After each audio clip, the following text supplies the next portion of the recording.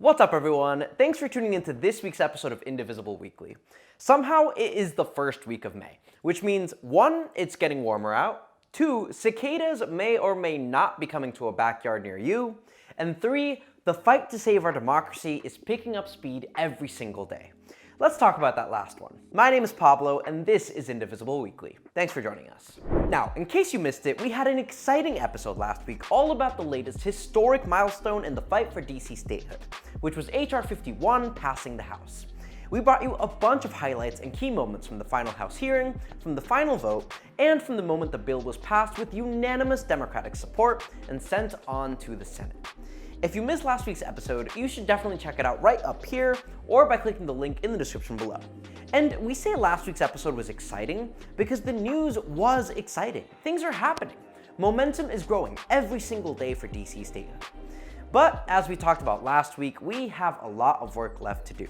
And there are going to be highs and lows as we fight to get the DC statehood bill onto the Senate floor and eventually onto President Joe Biden's desk.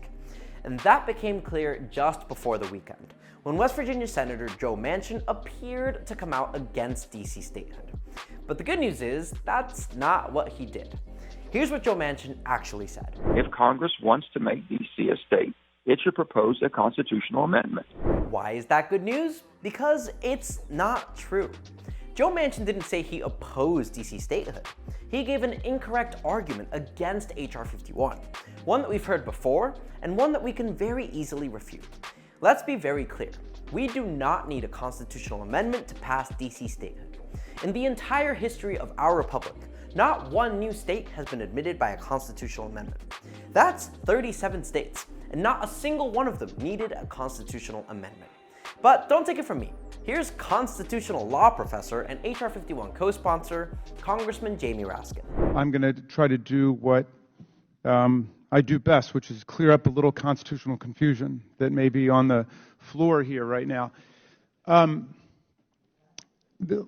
America began with 13 states, the 13 original colonies. We've admitted 37 states, which means the vast majority of the states came in after. None of them have been admitted by constitutional amendment. All of them have been admitted by a simple act of Congress, which is what is being proposed here in the statehood legislation. So, yeah, we're going to be doing a lot of this in the coming weeks and months, setting the record straight on DC statehood. Because the fact of the matter is, there is no actual good faith argument against DC statehood. So we will keep pushing back on these non-arguments. And if you want to learn more about why Senator Manchin's constitutional argument against DC statehood is incorrect, check out the link in the description below, where Congresswoman Eleanor Holmes Norton, the architect of H.R. 51, explains why DC statehood is perfectly constitutional. Another big moment last week was President Biden's joint address to Congress, the first of his presidency. And while this technically wasn't a State of the Union address, it was a huge moment for the new administration to lay out their goals and priorities as we head into the summer. If you missed the president's speech, you can check out this playlist right up here, where we highlight some of our favorite moments from President Biden's address, including this moment, where President Biden discussed some of the many benefits we're already seeing from the American Rescue Plan. We're working again, dreaming again, discovering again, and leading the world again. We have shown each other and the world that there's no quit in America, none. 100 days ago, America's house was on fire. We had to act. And thanks to the extraordinary leadership of Speaker Pelosi, Majority Leader Schumer, and the overwhelming support of the American people, Democrats, Independents, and Republicans, we did act. Together we passed the American Rescue Plan, one of the most consequential rescue packages in American history. We're already seeing the results. We're already seeing the results. And that's because of the work that you did to make sure Congress passed a bold, transformative rescue package. Every call you made, every video you recorded, everything you did helped make the American Rescue Plan a reality.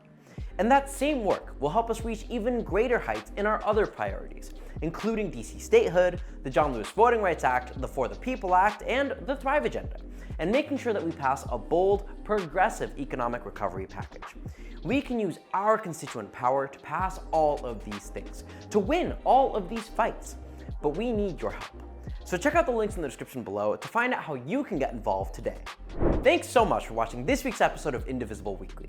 As always, be sure to like and subscribe, and let us know your thoughts on this episode in the comments below. Thanks everyone, take care, and I'll see you next week.